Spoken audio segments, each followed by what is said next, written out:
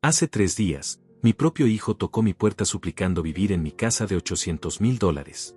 El mismo hijo que hace 3 años me echó a la calle con $15 en el bolsillo y me gritó que encontrara algún lugar para morir lejos de él. Esa tarde de octubre, bajo una lluvia fría que calaba hasta los huesos, mi hijo Marcelo me arrastró hasta la puerta principal de la casa que yo mismo había pagado ladrillo por ladrillo. Me llamo Valentino Telles, tengo 70 años, y durante 45 años de mi vida construí todo lo que toqué con estas manos llenas de callos y cicatrices. Trabajé desde los 14 años en talleres mecánicos que olían a grasa y sudor, ahorrando cada centavo para darle a mi familia lo que yo nunca tuve. Casé con Ignacia a los 25, tuvimos a Marcelo 2 años después, y desde entonces cada decisión que tomé fue pensando en su futuro. Papá, ya no puedes quedarte aquí, me dijo sin mirarme a los ojos, con esa voz que había aprendido a endurecer desde que su madre murió 6 meses antes. Tienes que entender que las cosas han cambiado. Esta casa es mía ahora, y necesito que te vayas. Sus palabras cayeron sobre mí como martillazos sobre metal oxidado. Yo estaba parado en la entrada de mi propio hogar, sosteniendo una maleta gastada que contenía 4 camisas viejas, 2 pantalones remendados y las pocas fotografías que me quedaban de Ignacia. El resto de mis pertenencias, 40 años de recuerdos, habían sido empacadas en cajas de cartón que Marcelo había tirado en el garaje como basura. Mijo, esta casa la construí yo, le dije con la voz quebrada, tratando de mantener la compostura. Aquí naciste tú, aquí creciste. Aquí murió tu madre en mis brazos hace apenas 6 meses. Marcelo cerró los puños y me empujó ligeramente hacia atrás. Su rostro se había transformado en algo que no reconocía. Era como si hubiera desaparecido el niño que una vez corrió hacia mis brazos gritando «Papá llegó». Cada tarde cuando regresaba del taller con las manos negras de aceite y los bolsillos llenos de dulces baratos. No me vengas con sentimentalismos, viejo. Los papeles están a mi nombre ahora. Tú mismo los firmaste cuando mamá se enfermó. Dijiste que era para proteger la casa de los gastos médicos. Tenía razón. En mi desesperación por salvar a Ignacia, había firmado documentos que Marcelo me puso enfrente durante una de esas noches interminables en el hospital, confiando ciegamente en mi único hijo, el fruto de mi sangre, el heredero de 4 décadas de trabajo honesto. Pero nunca imaginé que esos papeles serían el cuchillo que usaría para apuñalarme por la espalda. La lluvia siguió cayendo mientras yo permanecía inmóvil en el umbral, sintiendo como mis piernas de 70 años temblaban no por el frío, sino por la humillación más profunda que un hombre puede experimentar. Ser traicionado por la sangre de tu sangre. Ser expulsado del nido que construiste con tus propias garras. Te doy esto para que te vayas con dignidad, me dijo Marcelo, extendiendo un billete de $15 arrugado como si fuera una limosna para un mendigo cualquiera. Es más de lo que te mereces después de todos los problemas que me has causado. Tomé el billete con manos temblorosas. $15. El precio que mi hijo había puesto a 40 años de sacrificio paterno. $15 por las noches sin dormir cuando él tenía fiebre de niño y yo lo cargaba caminando por la casa hasta el amanecer. $15 por los trabajos extra de fin de semana que tomé para pagarle la universidad privada donde se graduó de administrador. $15 por cada te amo, papá que alguna vez salió de sus labios y que ahora sonaban como mentiras envueltas en papel dorado. Marcelo, por favor, susurré, y por primera vez en décadas sentí lágrimas rodando por mis mejillas curtidas por el sol y el trabajo. Soy tu padre. No tengo a dónde ir. Él retrocedió un paso, como si mi dolor fuera contagioso, como si mi presencia fuera una enfermedad que podía infectarlo con remordimientos. Eso ya no es mi problema, Valentino. Deberías haber pensado en eso antes de ser una carga para mi nueva vida. Me llamó por mi nombre. No, papá. No, viejo. Valentino. Como si fuéramos extraños. Como si los 43 años que llevaba llamándome padre hubieran sido borrados de su memoria con un trapo húmedo. El portazo resonó en toda la cuadra como un disparo de escopeta. Me quedé parado bajo la lluvia que se intensificaba, empapándome lentamente, sosteniendo mi maleta con una mano y los $15 con la otra.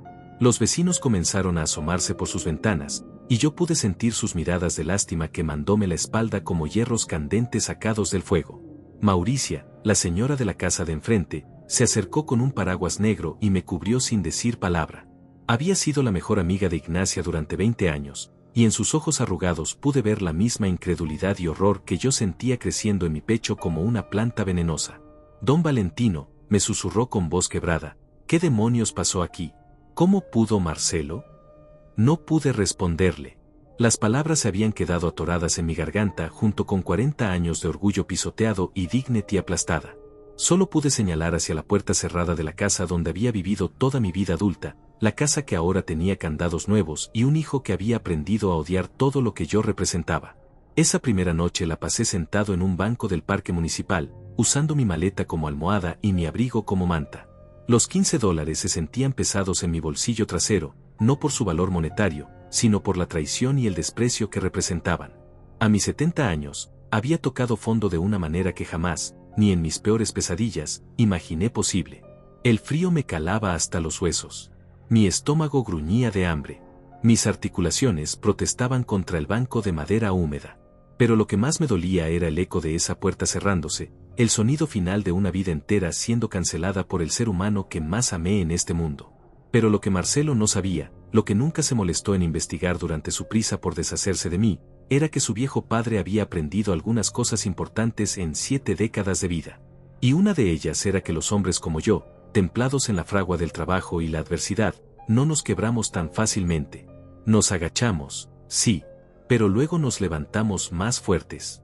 Hace 3 días, ese mismo hijo que me echó como a un perro sarnoso, volvió a tocar mi puerta. Pero esta vez, las reglas del juego habían cambiado completamente. Mientras permanecía sentado en ese banco helado, con la ropa empapada pegándose a mi piel como una segunda capa de humillación, mi mente comenzó a viajar hacia atrás en el tiempo. Como si fuera una película en cámara lenta, recordé cada sacrificio que había hecho por ese hijo que ahora me trataba peor que a un extraño. Marcelo nació un martes de marzo de 1980. Ignacia había estado en trabajo de parto durante 16 horas, y yo no me moví de la sala de espera del hospital. Tenía las manos destrozadas por apretar los puños, rezando a un Dios en el que apenas creía para que salvara a mi esposa y a mi hijo. Cuando finalmente escuché ese primer llanto, rompí a llorar como un niño de 5 años. Es hermoso, Valentino, me había susurrado Ignacia con voz agotada pero feliz, sosteniendo a nuestro bebé contra su pecho. Se parece a ti, tiene tus ojos.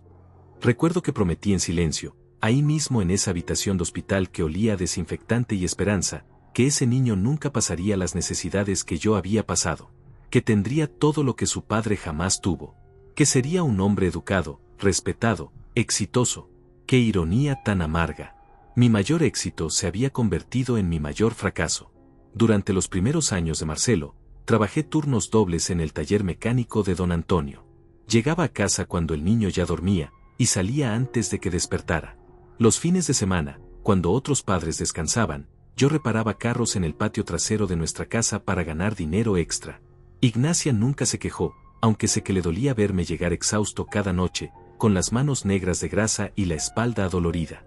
«Papá, ¿por qué siempre hueles a aceite?», me preguntó Marcelo una tarde cuando tenía 6 años. Yo acababa de llegar del trabajo y él corrió hacia mí con los brazos abiertos, como siempre hacía. «Es el olor del trabajo honesto, mijo», le respondí cargándolo en mis brazos, aunque mis músculos protestaran de cansancio. «Algún día entenderás que este olor significa amor. Todo lo que hago es por ti y por tu mamá». Él arrugó la nariz y se rió, limpiando mis mejillas sucias con sus manitas pequeñas. «Cuando sea grande, voy a trabajar en una oficina limpia y voy a ganar mucho dinero para que tú no tengas que trabajar más». Esas palabras se clavaron en mi corazón como dagas dulces. Mi hijo de 6 años ya pensaba en cuidarme cuando fuera viejo. Qué ingenuo fui al creer que los niños siempre cumplen sus promesas. Cuando Marcelo cumplió 10 años, logré abrir mi propio taller. «Mecánica Telles», decía el letrero pintado a mano que colgué sobre la entrada. No era gran cosa, apenas 3 bahías y herramientas usadas que había comprado en remates, pero era mío. Mi sueño hecho realidad después de años de ahorrar cada centavo. «Papá, ¿algún día este taller será mío?», me preguntó Marcelo una tarde, mientras yo le enseñaba a cambiar el aceite de un Chevrolet viejo. «Si quieres, mijo, pero primero vas a estudiar. Vas a ir a la universidad y vas a ser alguien importante. El taller puede esperar». Ignacia siempre me decía que estaba malcriando al niño, que le daba todo muy fácil. «Los hijos necesitan aprender el valor del esfuerzo, Valentino», me advertía mientras cosía uniformes escolares hasta altas horas de la madrugada para ahorrar dinero. «Si le das todo en bandeja de plata, nunca va a valorar lo que tiene». Pero yo no la escuchaba. Quería que Marcelo tuviera la infancia que yo nunca tuve, llena de juguetes, ropa nueva, comida abundante. Quería que cuando otros niños presumieran algo, mi hijo pudiera presumir algo mejor. Los años de secundaria fueron duros económicamente. Marcelo quería las zapatillas de marca que usaban sus compañeros, la ropa de las tiendas caras del centro comercial, la computadora más moderna para hacer sus tareas. Y yo, como un tonto enamorado de ser el héroe de mi hijo, trabajaba hasta la madrugada para cumplir cada uno de sus caprichos. Gracias, papá, eres el mejor, me decía cada vez que le compraba algo nuevo. Y yo me derretía como mantequilla al sol, sintiendo que todos mis sacrificios valían la pena con esas 5 palabras. Pero las cosas comenzaron a cambiar cuando Marcelo entró a la universidad. Había conseguido que lo aceptaran en la universidad privada más prestigiosa de la ciudad, la misma donde estudiaban los hijos de doctores y empresarios. La mensualidad costaba $800, más del doble de lo que yo ganaba en el taller durante un buen mes. Papá, necesito estudiar ahí, me había suplicado con lágrimas en los ojos cuando vimos el costo. Es mi única oportunidad de ser alguien importante en la vida. Esa noche hablé con Ignacia en la cocina, mientras ella preparaba café y yo calculaba números en servilletas usadas. No sé cómo vamos a pagar eso, amor. Tendría que trabajar día y noche, y aún así no sería suficiente. Entonces busquemos otra universidad, me dijo ella con esa sensatez que siempre la caracterizó. Hay opciones más baratas donde puede estudiar igual de bien. Pero yo no podía soportar la idea de ver a mi hijo decepcionado. Esa misma semana pedí un préstamo usando el taller como garantía. $500,000 a 5 años, con intereses que me quitaban el sueño cada noche. Pero Marcelo estudiaría donde quería estudiar. Durante los 4 años de su carrera, trabajé como nunca antes lo había hecho. Abría el taller a las 5 de la mañana y lo cerraba a las 10 de la noche. Los fines de semana reparaba carros en la casa, en el patio, donde fuera. Ignacia tomó un trabajo de medio tiempo limpiando oficinas para ayudar con los gastos, aunque yo le había prometido que nunca tendría que trabajar fuera de casa. Estás matándote, Valentino, me decía cuando me veía llegar arrastrando los pies, con las manos ensangrentadas de tanto trabajar con metales filosos. Marcelo puede estudiar en otro lugar. No, le respondía siempre. Mi hijo va a ser profesional. Va a tener un título universitario y va a trabajar en oficinas con aire acondicionado. No va a terminar como yo, con las manos sucias y la espalda rota. Qué estúpido fui, qué ciego estuve todos esos años. Marcelo se graduó con honores en administración de empresas. El día de su graduación, yo estaba sentado en primera fila con mi único traje bueno, el mismo que había usado para mi boda 20 años antes. Ignacia lloraba de emoción, y yo sentía que mi pecho se iba a explotar de orgullo cuando escuché, Marcelo Telles, magna cum laude. Después de la ceremonia, fuimos a cenar a un restaurante elegante del centro. Era la primera vez en mi vida que pisaba un lugar así, con manteles blancos y meseros vestidos de traje. La cuenta costó más de lo que yo ganaba en una semana, pero esa noche nada me importaba. Mi hijo era un profesional universitario. Papá, quiero agradecerte todo lo que has hecho por mí, me dijo Marcelo esa noche, levantando su copa de vino. Sé que te sacrificaste mucho para que yo pudiera estudiar. Algún día te voy a devolver cada centavo. Brindamos con lágrimas en los ojos. Ignacia tomó mi mano por debajo de la mesa y la apretó con fuerza. En ese momento, sentí que todos los años de trabajo, todas las noches sin dormir, todos los dolores de espalda, habían valido la pena. Pero las promesas de los hijos graduados tienen fecha de caducidad muy corta. Marcelo consiguió trabajo en una empresa importante de la ciudad. Ganaba en un mes lo que yo luchaba por ganar en 3. Se compró un carro nuevo, se mudó a un apartamento en la zona exclusiva, comenzó a salir con una chica de familia adinerada llamada Rafaela. Las visitas a casa se volvieron cada vez menos frecuentes. Cuando venía, ya no era el mismo muchacho agradecido. Ahora miraba nuestra casa pequeña con cierto desprecio, como si le diera vergüenza haber crecido entre esas paredes humildes. Papá, debería cerrar el taller y buscar algo mejor, me dijo un domingo durante el almuerzo. Ya no es digno para el padre de un ejecutivo. El taller me ha dado todo lo que tengo, le respondí, tratando de controlar la irritación que me subía por la garganta. Gracias a ese taller pudiste estudiar. Exacto, replicó con una sonrisa que no llegaba a sus ojos. Ya cumplió su propósito. Ahora deberías pensar en tu imagen. Ignacia y yo nos miramos en silencio. Mi esposa tenía razón cuando decía que lo habíamos malcriado. Pero ya era demasiado tarde para cambiar las cosas. Los años pasaron y Marcelo se casó con Rafaela en una boda que costó más de $50,000. Yo pagué la mitad, vendiendo algunas herramientas del taller y pidiendo otro préstamo. Durante la ceremonia, cuando me presentaron como el padre del novio, sentí que Marcelo se avergonzaba de mis manos callosas y mi traje barato. Esa noche, sentado en ese banco helado bajo la lluvia, con solo $15 en el bolsillo, recordé cada momento de esos años. Cada sacrificio desperdiciado, cada amor no correspondido, cada esperanza pisoteada. Mi hijo había aprendido a avergonzarse de mí mucho antes de echarme de la casa. La diferencia era que ahora ya no se molestaba en disimularlo. El deterioro de mi relación con Marcelo no fue repentino. Fue como el óxido que carcome el metal lentamente, imperceptible al principio, hasta que un día descubres que ya no queda nada sólido debajo. Todo comenzó a cambiar cuando Ignacia empezó a enfermarse. Al principio eran solo dolores de cabeza que ella atribuía al cansancio, mareos ocasionales que pasábamos por alto pensando que era la edad. Pero las señales se volvieron imposibles de ignorar cuando comenzó a olvidar cosas simples, como dónde había puesto las llaves o si había apagado la estufa. Valentino, algo no está bien conmigo, me confesó una noche mientras estábamos acostados en la oscuridad. Su voz temblaba de miedo, y yo sentí que se me helaba la sangre en las venas. Ayer no recordaba cómo llegar a la casa de Mauricia, y he caminado esa cuadra durante 20 años. Los médicos tardaron meses en diagnosticarla. Alzheimer en etapa temprana, dijeron con esas voces profesionales que tratan de sonar comprensivas pero terminan sonando frías como el hielo. Tiene tal vez 2 años de tiempo lúcido, nos explicó el neurólogo, un hombre joven que parecía demasiado limpio para estar dando noticias tan sucias. Después de eso, la enfermedad progresará rápidamente. El costo del tratamiento era astronómico. Medicamentos experimentales que costaban $1,200 al mes, terapias especializadas, enfermeras privadas para cuando yo no pudiera cuidarla. El seguro médico cubría apenas una fracción de los gastos, y lo poco que cubría venía con tantos formularios y requisitos que necesitaba un abogado para entenderlos. Papá, necesitamos hablar, me dijo Marcelo una tarde cuando vino a visitarnos. Ignacia estaba durmiendo la siesta, y yo aprovechaba para revisar las facturas médicas que se acumulaban en la mesa de la cocina como una montaña de papel que amenazaba con sepultarnos. Dime, mijo, le respondí sin levantar la vista de los números que no cuadraban por ningún lado. Solo los medicamentos de esa semana habían costado más de lo que yo ganaba en el taller durante un mes entero. Esta situación con mamá va a quebrar la familia económicamente, comenzó Marcelo, sentándose frente a mí con esa expresión seria que había perfeccionado en sus años de ejecutivo.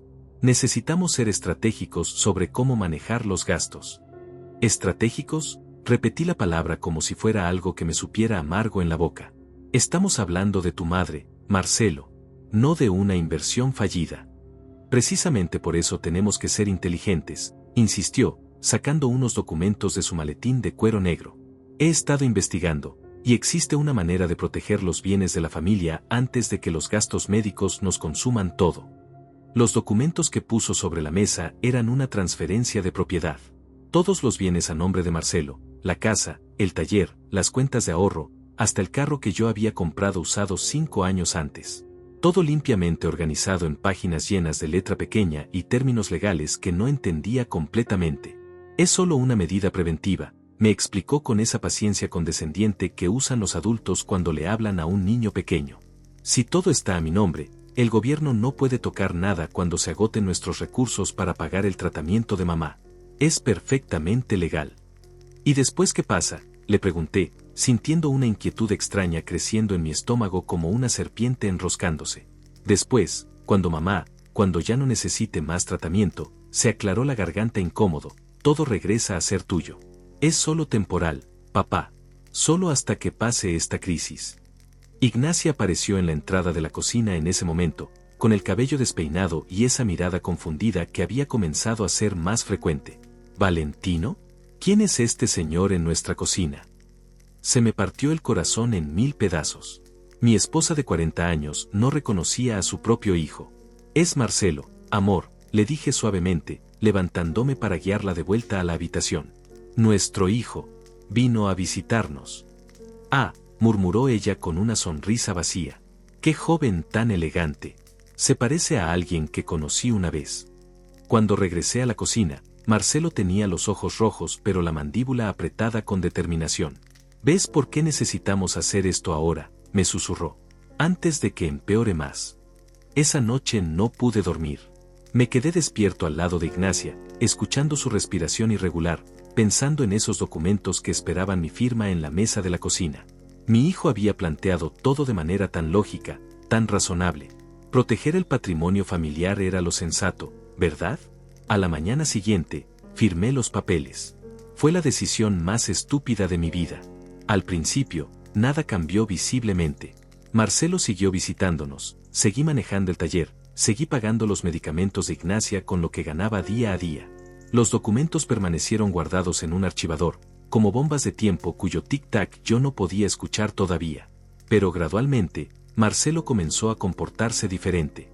Sus visitas se volvieron más espaciadas, y cuando venía, ya no era para ver cómo estábamos. Venía para revisar las finanzas, para evaluar la situación, para hacer preguntas sobre gastos e ingresos que me hacían sentir como si estuviera siendo auditado por mi propio hijo. Papá, este gasto en medicamentos alternativos no está justificado, me dijo una tarde, revisando mis recibos como si fuera un contador y yo su cliente problemático. Los doctores ya dijeron que no hay cura. Estás tirando dinero por el desagüe. Esos medicamentos le dan más tiempo lúcido, le expliqué, tratando de mantener la paciencia. Por las mañanas todavía me reconoce. Todavía puede recordar nuestros primeros años de matrimonio. ¿Tiempo lúcido para qué?, replicó con una dureza que me estremeció. ¿Para sufrir más conscientemente? ¿Para darse cuenta de lo que está perdiendo? A veces la inconsciencia es una bendición, papá. ¿Cómo había criado a un hijo capaz de decir algo así sobre su propia madre? Los meses siguientes fueron una pesadilla de humillaciones graduales. Marcelo comenzó a tomar decisiones sobre la casa sin consultarme. Cambió las cerraduras por seguridad, instaló un sistema de alarma que solo él controlaba, contrató a una enfermera que respondía más a él que a mí. Es mi responsabilidad ahora, me decía cada vez que yo protestaba. Los papeles están a mi nombre, y eso significa que yo tomo las decisiones. La enfermera se llamaba Ofelia, una mujer de 40 años con una sonrisa profesional que nunca llegaba a sus ojos. Marcelo la había contratado supuestamente para ayudar con Ignacia, pero pronto me di cuenta de que su verdadero trabajo era informarle a él sobre cada movimiento que yo hacía en mi propia casa. Don Valentino gastó $200 en medicamentos ayer, la escuchaba reportar por teléfono. Don Valentino invitó a su amigo Hugo a almorzar el martes. Don Valentino estuvo llorando en el jardín durante 1 hora. Mi propia casa se había convertido en una prisión donde yo era el único prisionero. El día que Ignacia murió, yo estaba sosteniendo su mano cuando exhaló su último aliento. Había sido una mañana excepcionalmente lúcida para ella. Me había reconocido, había sonreído, había susurrado "te amo, Valentino" con una claridad que no había tenido en meses. "Cuida a nuestro hijo", fueron sus últimas palabras coherentes. Está perdido, pero todavía es nuestro bebé. Marcelo llegó al hospital 2 horas después de que ella muriera. No lloró, no me abrazó, solo se quedó parado al pie de la cama, mirando el cuerpo de su madre con una expresión que no podía descifrar.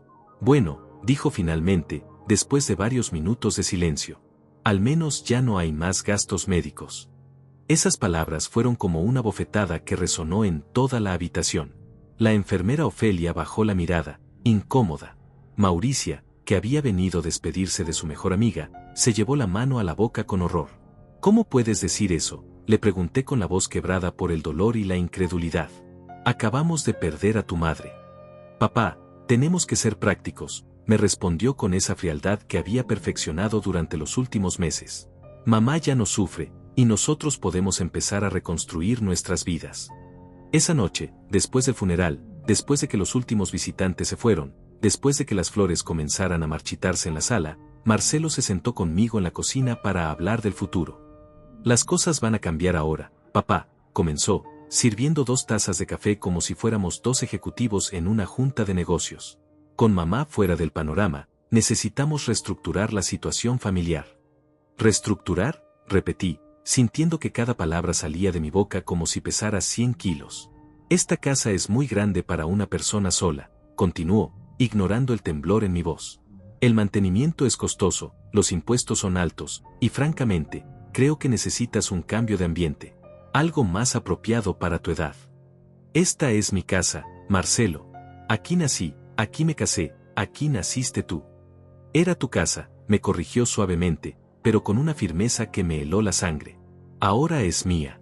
Los papeles que firmaste hace 8 meses son válidos y definitivos. En ese momento entendí que había sido engañado.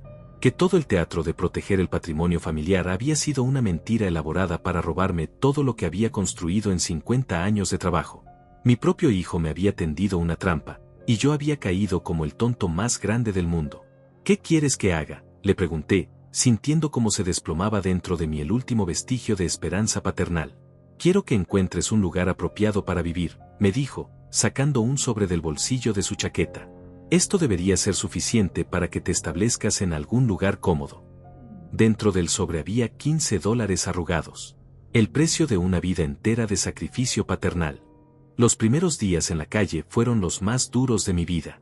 Con solo $15 en el bolsillo y una maleta que contenía mis únicos recuerdos, tuve que aprender a sobrevivir en un mundo que no había conocido en 70 años de existencia. La primera noche la pasé en el banco del parque, temblando de frío y de humillación. Cada hora que pasaba despierto, escuchando los sonidos de la ciudad nocturna, pensaba en cómo había llegado a este punto. El hijo que había cargado en mis brazos, al que había enseñado a caminar, al que había pagado la universidad con préstamos que casi me quebran, me había botado como a un perro callejero. Al amanecer, con el cuerpo entumecido y el estómago vacío, caminé hasta una gasolinera cercana y compré un café y una dona por $3.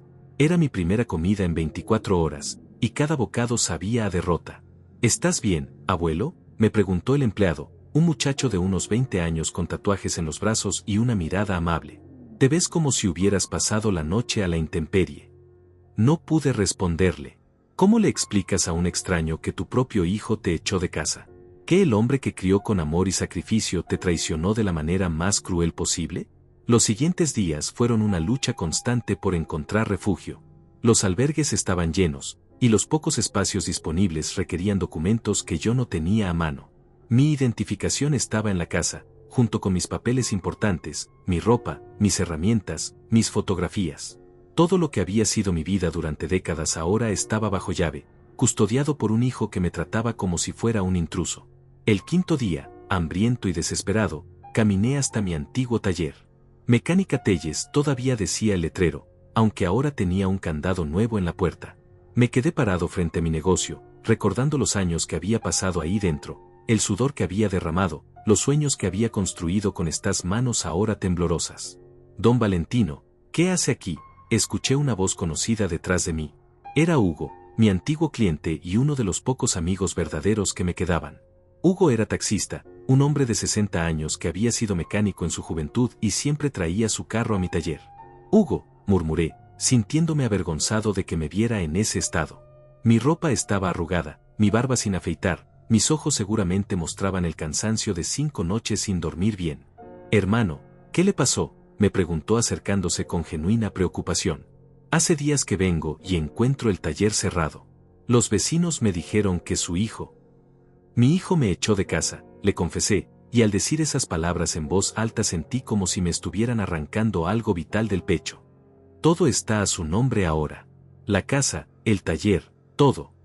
Hugo se quedó en silencio durante varios segundos, procesando lo que acababa de escuchar.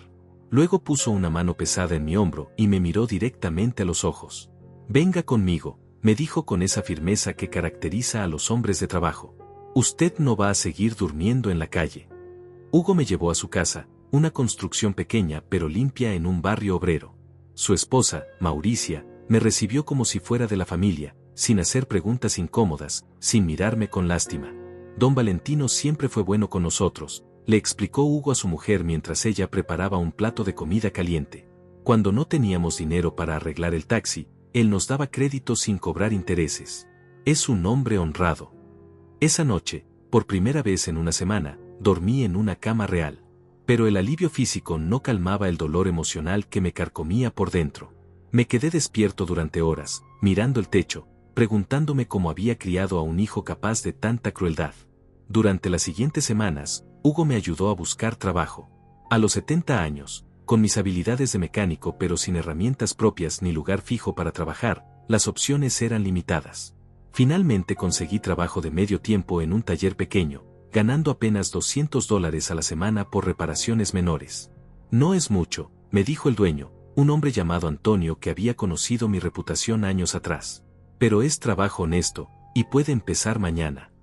Trabajar en ese taller pequeño, con herramientas prestadas y sin la dignidad de ser el jefe, fue otro golpe a mi orgullo. Pero necesitaba el dinero para pagar mi parte de los gastos en casa de Hugo y para ahorrar algo que me permitiera independizarme eventualmente. Las noches eran las peores. Después del trabajo, cuando me sentaba en el pequeño cuarto que Hugo me había prestado, la soledad me aplastaba como una roca gigante. Pensaba en Ignacia, en los años felices que habíamos pasado juntos, en las esperanzas que habíamos puesto en nuestro hijo. ¿Cómo no vi las señales?, me preguntaba una y otra vez. ¿En qué momento perdí a mi hijo? Pero las preguntas no tenían respuestas, y las respuestas no cambiaban la realidad. Marcelo había mostrado su verdadera naturaleza, y yo había sido demasiado ciego por el amor paternal para verla. Un mes después de haber sido echado de casa, me topé con Marcelo en el supermercado. Estaba comprando comida cara, llenando su carrito con productos importados que costaban más de lo que yo ganaba en una semana. Vestía un traje nuevo y llevaba un reloj dorado que brillaba bajo las luces fluorescentes. Nuestros ojos se encontraron por un segundo. Esperé que se acercara, que me preguntara cómo estaba, que mostrara aunque fuera un átomo de remordimiento. Pero él simplemente desvió la mirada y siguió caminando, como si fuera un extraño cualquiera. En ese momento supe que el hijo que había amado durante 43 años había muerto. Lo que quedaba era solo un hombre con mi apellido y mi sangre, pero sin mi corazón. Esa noche, acostado en mi cuarto prestado, tomé una decisión que cambiaría todo. Ya no iba a seguir lamentándome por lo que había perdido. Era hora de empezar a construir algo nuevo. Era hora de que Valentino Telles dejara de ser una víctima y se convirtiera en el arquitecto de su propia venganza. Hugo tenía contactos. Conocía gente. Y más importante, conocía los secretos que Marcelo creía haber enterrado junto con mi dignidad. La guerra apenas comenzaba. 3 meses después de haber sido echado de casa, cuando ya había comenzado a adaptarme a mi nueva vida en el cuarto prestado de Hugo, recibí una visita que cambiaría todo para siempre.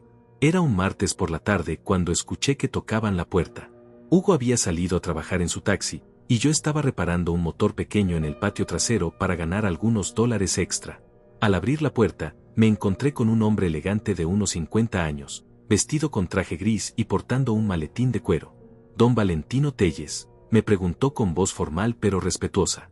«Sí, soy yo», respondí, secándome las manos grasosas en un trapo viejo. «¿En qué puedo ayudarlo?». «Me llamo Honorio Mendoza, soy abogado. Necesito hablar con usted sobre unos documentos relacionados con su hijo Marcelo y las propiedades que fueron transferidas a su nombre». Mi corazón comenzó a latir más rápido. Durante meses había tratado de no pensar en esos papeles malditos que había firmado, pero ahora un abogado estaba en mi puerta hablando de ellos. «¿Qué tipo de documentos?», pregunté, invitándolo a pasar. Honorio se sentó en la pequeña sala de Hugo y abrió su maletín con movimientos precisos. Sacó una carpeta gruesa llena de papeles y fotografías que puso sobre la mesa de centro. «Don Valentino, represento a varios acreedores que tienen demandas pendientes contra su hijo. Durante nuestras investigaciones, descubrimos algunas irregularidades en las transferencias de propiedad que él realizó hace 8 meses. «¿Qué tipo de irregularidades?», pregunté, sintiendo una mezcla de esperanza y terror creciendo en mi pecho. «Para empezar, esta», dijo, sacando una fotografía de los documentos que yo había firmado. «¿Reconoce esta firma?». Miré la fotografía y fruncí el ceño. Era mi firma, pero algo estaba mal. «Sí, esa es mi letra, pero no es la fecha original, ¿verdad?», completó Honorio. «Esta transferencia está fechada 2 años antes de la muerte de su esposa, no 8 meses como le dijeron a usted». Se me cayó el mundo encima. «¿Qué significa eso?». «Significa que su hijo alteró las fechas en los documentos después de que usted los firmó.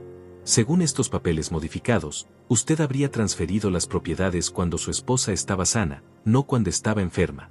Eso hace que la transferencia parezca fraudulenta, como si hubiera estado evadiendo responsabilidades financieras». Honorio sacó más documentos de la carpeta. «Pero hay más. Su hijo ha estado usando las propiedades como garantía para préstamos que no puede pagar.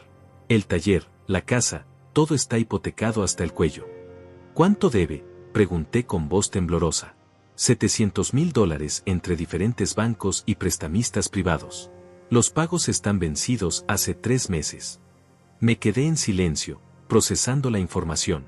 Mi hijo no solo me había robado mis propiedades, sino que las había usado para endeudarse de manera irresponsable. Don Valentino, continuó Honorio, hay algo más que necesita saber. Su hijo nunca registró legalmente la transferencia de propiedades en el registro público. Los documentos que usted firmó están en un limbo legal. ¿Qué significa eso? Significa que técnicamente, usted sigue siendo el dueño legal de todo. Su hijo tiene copias de documentos firmados, pero nunca completó el proceso oficial de transferencia. Por primera vez en meses, sentí algo parecido a la esperanza corriendo por mis venas. ¿Por qué me cuenta todo esto?, le pregunté. ¿Qué gana usted con ayudarme? Honorio cerró la carpeta y me miró directamente a los ojos. Mi cliente es Hugo Morales, su amigo. Él me contrató para investigar la situación porque sospechaba que algo no estaba bien. También me contó lo que usted hizo por él años atrás, cuando le daba crédito en el taller sin cobrar intereses. Hugo, mi amigo leal, había estado trabajando en silencio para ayudarme. ¿Qué puedo hacer?, pregunté. Podemos ir al registro público mañana y confirmar oficialmente que las propiedades siguen a su nombre. Luego podemos presentar una demanda por fraude documental contra su hijo. Con la evidencia que tenemos, es muy probable que ganemos. Esa noche no pude dormir. Por primera vez en meses, no era por tristeza o desesperación, sino por la adrenalina de saber que había una oportunidad de recuperar lo que era mío. Cuando Hugo llegó del trabajo, lo esperé en la cocina con 2 tazas de café preparadas. ¿Sabías que iba a venir ese abogado?, le pregunté. Hugo se sentó frente a mí con una sonrisa cansada.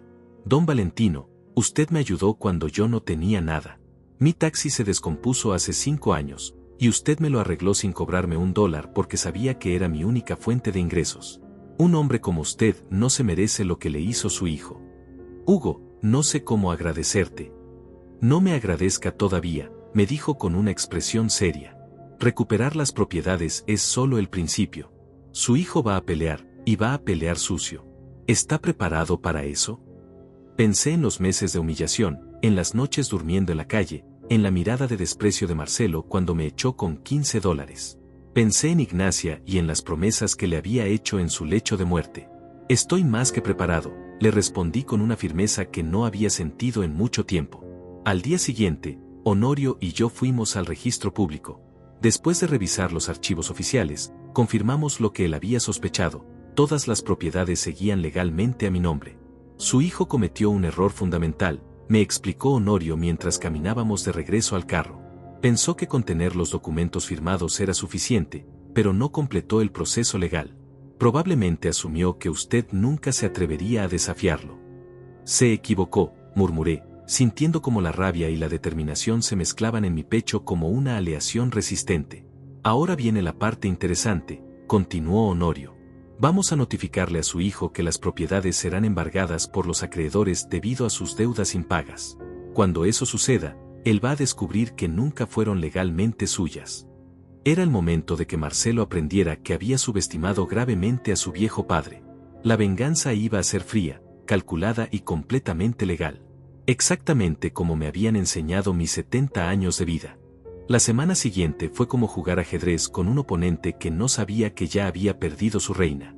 Mientras Marcelo vivía tranquilamente en mi casa, gastando dinero que no tenía y presumiendo propiedades que nunca fueron suyas, yo trabajaba silenciosamente con Honorio para preparar el golpe final. Necesitamos documentar todo antes de actuar, me explicó el abogado durante una de nuestras reuniones en su oficina. Cada préstamo que su hijo tomó usando las propiedades como garantía, cada pago vencido, cada documento alterado. Cuando llegue el momento, queremos que no tenga escapatoria. Durante esos días, descubrí la verdadera magnitud de la irresponsabilidad de Marcelo. No solo había hipotecado la casa y el taller, sino que había pedido préstamos personales usando mi nombre y mi reputación. Había falsificado mi firma en documentos bancarios, había mentido sobre mi supuesta demencia senil para justificar por qué él manejaba mis finanzas. Su hijo es más estúpido de lo que pensé, me dijo Honorio después de revisar los archivos bancarios. Dejó un rastro de papel que cualquier investigador novato podría seguir. Pensó que usted nunca se defendería. El primer movimiento fue sutil. Honorio presentó una demanda civil por fraude documental ante el juzgado, sin notificar previamente a Marcelo. Al mismo tiempo, Contactó a todos los acreedores para informarles que las propiedades usadas como garantía no pertenecían legalmente al deudor. Los bancos van a entrar en pánico, me explicó con una sonrisa que me recordó a un tiburón oliendo sangre. Cuando descubran que los documentos de garantía son fraudulentos, van a exigir el pago inmediato de todas las deudas. Mientras tanto, yo seguí con mi rutina normal. Trabajaba en el taller de Antonio, vivía en el cuarto de Hugo, y por las tardes me sentaba en el parque donde había pasado mi primera noche en la calle. Pero ahora, en lugar de sentir lástima por mí mismo, planificaba cada paso de lo que venía. Hugo me acompañó una tarde al registro de propiedades para hacer algo que Honorio había sugerido: actualizar oficialmente todos mis documentos y confirmar mi estatus como único propietario legal de los bienes. ¿Está seguro de que quiere hacer esto, don Valentino?, me preguntó Hugo mientras esperábamos en la fila. Una vez que empiece, no hay vuelta atrás. Su hijo va a saber que usted no es el viejo indefenso que él creía. Hugo, le respondí, mirando hacia la ventana donde se veía el edificio donde había trabajado durante tantos años. Mi hijo me echó a la calle pensando que me iba a morir de tristeza y abandono. Pensó que era lo suficientemente débil como para aceptar la humillación sin pelear. Se equivocó. El viernes de esa semana, Honorio me llamó con noticias que habían esperado. Ya empezó, don Valentino. El Banco Central acaba de notificar a su hijo que tiene 72 horas para pagar el préstamo completo de $300,000, o procederán con el embargo de las propiedades. ¿Y qué va a pasar cuando descubran que las propiedades no son suyas? Ahí es donde se pone interesante, me respondió Honorio con esa voz de abogado que disfruta una victoria legal. Su hijo va a tener que admitir públicamente que cometió fraude, o va a tener que pagar una deuda que contrajo ilegalmente. En cualquier caso, está acabado. El sábado por la mañana estaba tomando café en la cocina de Hugo cuando sonó mi teléfono. Era un número que no había visto en 4 meses, pero que reconocí inmediatamente. Marcelo. ¿Papá? Su voz sonaba nerviosa, algo que no había escuchado desde que era niño. Necesito hablar contigo urgentemente. Dime, le respondí con voz calmada, como si estuviéramos hablando del clima. Hay un problema con los papeles de la casa. Los bancos están diciendo que hay irregularidades en la documentación. ¿Tú hiciste algo? ¿Yo? ¿Qué podría hacer yo, Marcelo? Solo tengo $15, ¿recuerdas? Hubo un silencio largo del otro lado de la línea. Podía imaginármelo en la cocina de la casa que había sido mía, sudando frío mientras se daba cuenta de que algo había salido terriblemente mal. Papá, necesitamos arreglar esto juntos. Ven a la casa para que hablemos. No creo que sea buena idea, le respondí tranquilamente. La última vez que estuve ahí, me echaste con una maleta y $15. Papá, por favor. Esto es serio.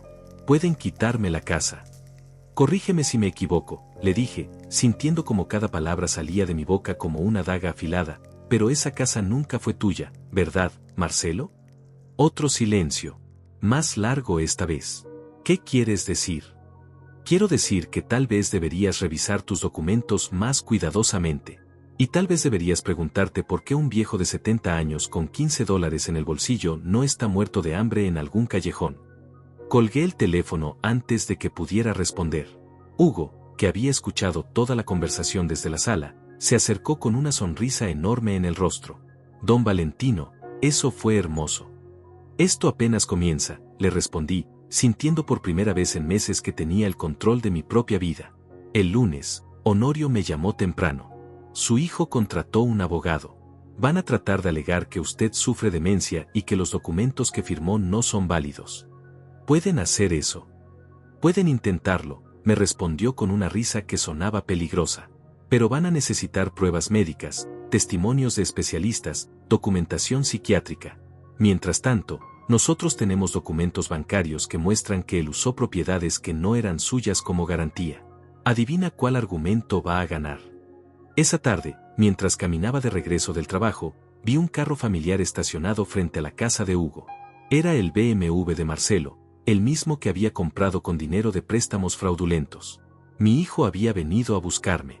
Era hora de que nos viéramos las caras.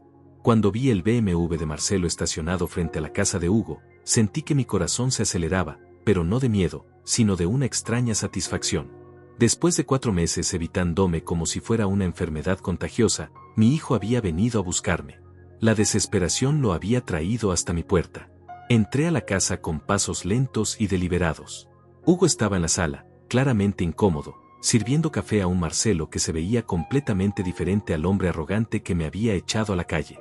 Su traje arrugado, sus ojos rojos, su cabello despeinado, todo gritaba que las cosas no estaban saliendo como él había planeado. Papá se levantó cuando me vio entrar. Su voz tenía una urgencia que no había escuchado en años. Gracias por recibirme. No te estoy recibiendo, le respondí con voz fría, manteniendo la distancia. Esta no es mi casa. Estoy viviendo de la caridad de Hugo porque mi propio hijo me echó con $15. Se encogió visiblemente ante mis palabras. Papá, necesitamos hablar. Hay un malentendido terrible con los documentos de las propiedades. Un malentendido, repetí la palabra como si fuera algo amargo en mi boca. Como el malentendido de echarte a tu padre de 70 años a la calle. O como el malentendido de usar mi nombre para pedir préstamos que no puedes pagar.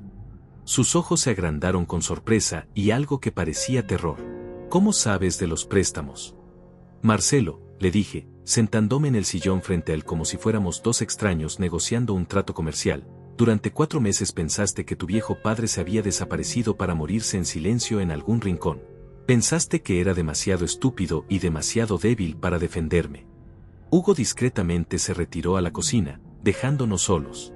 La tensión en la sala era tan espesa que se podía cortar con cuchillo. Papá, los bancos me están exigiendo pagos inmediatos de todas las deudas, continuó Marcelo, su voz cada vez más desesperada. Dicen que hay irregularidades en los documentos de garantía. Dicen que las propiedades no están legalmente a mi nombre. ¿Y no están? Le pregunté con una inocencia fingida que me divertía enormemente. Por supuesto que sí, respondió, pero su voz carecía de convicción. Tú firmaste los papeles de transferencia. Yo tengo las copias. Marcelo, ¿revisaste alguna vez si esos documentos fueron registrados oficialmente? El silencio que siguió a mi pregunta fue ensordecedor. Vi cómo la comprensión comenzaba a filtrarse en sus ojos como agua fría empapando una esponja seca. ¿Qué quieres decir?, susurró. Quiero decir que tener documentos firmados no es lo mismo que completar una transferencia legal. Quiero decir que tal vez deberías haber estudiado más derecho y menos administración en esa universidad cara que yo te pagué. Se puso pálido como un fantasma. Papá, ¿qué hiciste? Yo no hice nada, le respondí, levantándome lentamente y caminando hacia la ventana. Solo me defendí. Solo dejé que un abogado revisara los documentos que tú alteraste después de que yo los firmé. ¿Alteré? Yo no alteré nada. Las fechas, Marcelo. Cambiaste las fechas para hacer que la transferencia pareciera fraudulenta. Pensaste que si algo salía mal, podrías culparme de evasión fiscal o fraude. Incluso en tu traición, planeaste arruinarme completamente. Vi cómo se desplomaba en el sillón, enterrando la cara entre las manos. Por un momento, casi sentí lástima por él. Casi recordé al niño que había sido, al hijo que había amado incondicionalmente. Pero luego recordé esa tarde lluviosa cuando me echó con $15, y la lástima se evaporó como el humo. Papá, por favor, murmuró sin levantar la cabeza. Ayúdame. Los bancos van a ejecutar los embargos la próxima semana. Van a quitarme todo. Van a quitarte todo, repetí con una sonrisa fría. Marcelo, ellos no pueden quitarte lo que nunca fue tuyo. Levantó la cabeza y me miró con ojos llenos de lágrimas que podrían haber sido reales o calculadas. Con él, ya nunca podía estar seguro. ¿Qué quieres que haga? ¿Que me arrodille? ¿Que te pida perdón? No quiero nada de ti, le respondí con una calma que me sorprendió a mí mismo. Ya no eres mi problema, Marcelo. Ahora tú eres el que tiene que encontrar algún lugar para vivir. Papá, soy tu hijo. Mi hijo murió hace 4 meses, le dije, sintiendo como cada palabra salía de mi alma como si hubiera estado guardándolas durante décadas. Mi hijo murió el día que me empujó fuera de la casa que yo construí y me dio $15 como precio por 40 años de sacrificio. Se puso de pie bruscamente, y por un momento vi un destello del hombre cruel que me había echado a la calle. ¿Así vas a hacer? ¿Vas a destruir a tu propia familia por despecho? Yo no estoy destruyendo nada, le respondí, acercándome hasta quedar frente a él. A pesar de sus 45 años, se veía pequeño e indefenso frente a mí. Tú destruiste esta familia cuando decidiste que tu padre era un estorbo para tu nueva vida. Yo solo estoy recogiendo los pedazos. Los bancos van a embargar la casa la próxima semana, repitió, esta vez con un tono más amenazante. Si tú tienes algo que ver con esto, te van a investigar también. Perfecto, le dije, caminando hacia la puerta principal. Que me investiguen. Van a encontrar a un hombre de 70 años que trabajó honestamente toda su vida, que pagó todos sus impuestos, que nunca firmó un documento fraudulento. ¿Sabes qué van a encontrar cuando te investiguen a ti? No respondió, pero sus puños cerrados me dijeron todo lo que necesitaba saber. Van a encontrar a un hombre que falsificó documentos, que usó propiedades ajenas como garantía, que echó a su padre enfermo a la calle y que pensó que podía salirse con la suya porque era más inteligente que el viejo.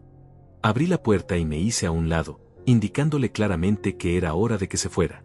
La diferencia entre tú y yo, Marcelo, es que yo construí todo lo que tengo con trabajo honesto. Tú trataste de robarte todo lo que querías con mentiras y traición. Esto no se va a quedar así, me amenazó mientras caminaba hacia la puerta. Tienes razón, le respondí con una sonrisa que sabía que lo haría temblar. Esto apenas está comenzando. Cuando cerré la puerta detrás de él, Hugo apareció inmediatamente desde la cocina. ¿Cómo se siente, don Valentino? Como si acabara de despertar de una pesadilla de 4 meses, le respondí, sintiendo un peso enorme levantándose de mis hombros. Esa noche, Honorio me llamó con noticias que confirmaron lo que ya sabía que iba a pasar. Su hijo contrató al bufete de abogados más caro de la ciudad, me informó. Van a alegar que usted lo manipuló, que sufre demencia, que los documentos son inválidos por coerción. Pueden ganar con esa estrategia. Don Valentino, me respondió Honorio con una risa que sonaba a victoria anticipada, su hijo acaba de cometer el error más grande de su vida. Al contratar abogados caros, está admitiendo públicamente que tiene recursos financieros significativos. ¿Sabe lo que eso significa? No, dímelo. Significa que los acreedores ahora saben que él tiene dinero escondido en algún lugar, y van a buscarlo hasta encontrarlo. Significa que en lugar de negociar un acuerdo, van a exigir el pago completo de todo lo que debe. La venganza, resultó, era un plato que sabía mejor cuando se servía con paciencia e inteligencia. Y yo había esperado 4 meses para probarlo. La caída de Marcelo fue más rápida y más espectacular de lo que incluso Honorio había predicho. En menos de 2 semanas después de nuestra confrontación en casa de Hugo, toda su vida cuidadosamente construida sobre mentiras y documentos fraudulentos se desplomó como un castillo de naipes en una tormenta. El primer golpe llegó un martes por la mañana. Honorio me llamó mientras yo estaba trabajando en el taller de Antonio, reparando el motor de un camión viejo.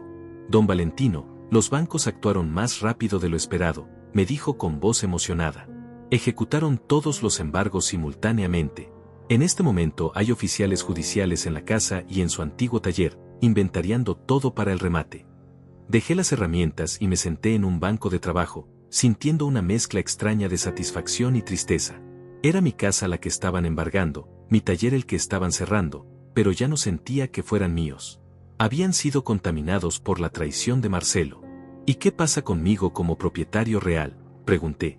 Ahí está lo hermoso del asunto, me respondió Honorio. Como usted es el dueño legal legítimo, tiene derecho a reclamar las propiedades una vez que se compruebe el fraude. Pero como su hijo usó esas propiedades para contraer deudas ilegalmente, usted no es responsable de pagar esas deudas. ¿Qué significa eso exactamente? Significa que va a recuperar sus propiedades libres de cualquier hipoteca o préstamo que su hijo haya tomado. Los bancos van a tener que perseguir a Marcelo personalmente por el dinero. Esa tarde, después del trabajo, Hugo me llevó en su taxi hasta mi antigua casa. Había 3 camiones de mudanza estacionados afuera, y varios hombres estaban sacando muebles y electrodomésticos. En la puerta principal había un letrero oficial que decía embargo judicial, prohibido el acceso. Mauricia, mi antigua vecina, se acercó cuando nos vio llegar. Don Valentino, me dijo con ojos llenos de indignación, ¿puede creer lo que está pasando? Marcelo salió corriendo esta mañana como un ladrón, dejando todo tirado. No se llevó ni la ropa. ¿Corriendo hacia dónde?, le pregunté. Nadie sabe. Rafaela estaba gritando en la calle que él había vaciado todas las cuentas bancarias durante la noche. Decía que no tenían ni $1 para pagar un hotel. Ver a los trabajadores sacando los muebles que Ignacia y yo habíamos comprado con tanto esfuerzo me dolió más de lo que esperaba. Pero también sentía algo que no había experimentado en meses: justicia. Don Valentino, me dijo uno de los oficiales judiciales acercándose, ¿Usted es Valentino Telles? Sí, soy yo. Tengo órdenes de entregarle esto, me dijo, extendiendo un sobreoficial. Es una notificación de que usted puede reclamar estas propiedades una vez que se complete la investigación por fraude. Esa noche, Hugo insistió en que celebráramos con una cena en un restaurante pequeño del barrio. Mientras comíamos, me contó lo que había averiguado a través de sus contactos. Don Valentino, la cosa está peor de lo que pensábamos, me dijo, bajando la voz aunque estábamos solos en nuestra mesa. Marcelo no solo debe dinero a los bancos. También le debe dinero a prestamistas privados, gente peligrosa que no acepta excusas. ¿Cuánto le debe a esa gente? Más de $200,000. Al parecer, apostaba en casinos clandestinos, perdía dinero en inversiones fraudulentas. Vivía una vida completamente diferente de la que ustedes conocían. La imagen de mi hijo jugándose el patrimonio familiar en casinos me provocó una mezcla de rabia y tristeza que no sabía cómo procesar. 2 días después, Honorio me citó en su oficina para darme noticias que cambiarían todo definitivamente. Don Valentino, tengo información confidencial que me pasó un contacto en la fiscalía, me dijo, cerrando la puerta de su oficina con llave. Su hijo está siendo investigado por fraude agravado, falsificación de documentos y lavado de dinero. ¿Lavado de dinero? Al parecer, usaba el taller y algunas propiedades fantasma para hacer parecer legítimo dinero que conseguía de fuentes dudosas. La investigación va más allá de lo que hizo con usted. ¿Qué tan grave es eso? Si lo encuentran culpable de todos los cargos, puede enfrentar entre 10 y 15 años de prisión. Me quedé en silencio, procesando la información. Mi hijo no solo me había traicionado a mí, sino que había construido toda una vida criminal que yo nunca había sospechado. El viernes de esa semana, mientras caminaba hacia el trabajo, vi algo que me confirmó que la caída de Marcelo era completa y definitiva. En el periódico local, en la sección de noticias policiales, había una fotografía de mi hijo esposado, siendo arrestado fuera de un motel barato. Ejecutivo arrestado por fraude millonario, decía el titular. El artículo detallaba cómo Marcelo había usado propiedades que no eran suyas para obtener préstamos fraudulentos, cómo había falsificado documentos oficiales, cómo había estado evadiendo a los acreedores durante meses. También mencionaba que había echado a su padre anciano de la casa para ocultar sus actividades ilegales. Esa tarde, Rafaela apareció en casa de Hugo. Estaba destrozada, con el maquillaje corrido y ropa que obviamente había usado durante varios días. Don Valentino, me suplicó apenas abrí la puerta, por favor, ayude a Marcelo. Está en la cárcel y no tenemos dinero para pagar un abogado. ¿Dónde estuviste cuando tu marido me echó a la calle?, le pregunté sin invitarla a pasar. Yo no sabía que las cosas habían llegado tan lejos, balbuceó. Pensé que era solo un malentendido temporal. Un malentendido temporal durar 4 meses. Don Valentino, por favor. Sé que Marcelo se equivocó, pero es su hijo. Es su sangre. Mi hijo murió el día que me traicionó, le respondí con una calma que me sorprendió. Lo que está en la cárcel es un extraño que lleva mi apellido. ¿Cómo puede ser tan cruel? ¿Cómo puede abandonar a su propia familia? Rafaela, le dije, acercándome hasta que pudiera ver el miedo en sus ojos, yo no abandoné a mi familia. Mi familia me abandonó a mí. Ahora, si me disculpas, tengo cosas más importantes que hacer que lamentarme por un criminal. Cerré la puerta sin darle oportunidad de responder. Esa noche, Honorio me llamó con las noticias finales. Don Valentino, todo terminó. Su hijo se declaró culpable de todos los cargos para evitar un juicio público. Va a pasar 8 años en prisión, y cuando salga, va a estar en libertad condicional por 5 años más. ¿Y las propiedades? Todas regresan a usted, completamente libres de deudas. Los bancos van a absorber las pérdidas como parte del fraude. Usted puede tomar posesión de todo la próxima semana. Colgué el teléfono y me senté en el pequeño cuarto que había sido mi hogar durante 5 meses. Hugo apareció con 2 cervezas frías y se sentó a mi lado. ¿Cómo se siente, don Valentino? Como si acabara de despertar de la peor pesadilla de mi vida, le respondí, pero sin la alegría que había esperado sentir. No está contento. Estoy aliviado, le dije después de pensarlo. Pero también estoy triste. Ganar esta guerra significó perder a mi hijo para siempre. Don Valentino, me dijo Hugo, poniéndome una mano en el hombro, usted no perdió a su hijo. Su hijo se perdió a sí mismo cuando decidió que la codicia era más importante que la familia. Tenía razón. Yo había hecho lo que tenía que hacer para sobrevivir y recuperar mi dignidad. Pero la victoria sabía agridulce cuando venía a costa de la sangre de tu sangre. Al día siguiente comenzaría mi nueva vida, libre pero solo, victoriosa pero sin familia. Era el precio de la justicia. Y había valido la pena pagarlo. El día que regresé a mi casa después de 5 meses fue extraño y agridulce. Las llaves se sentían pesadas en mis manos mientras abría la puerta principal, como si cada gramo de metal llevara consigo el peso de todo lo que había pasado. La casa estaba vacía, pero no silenciosa.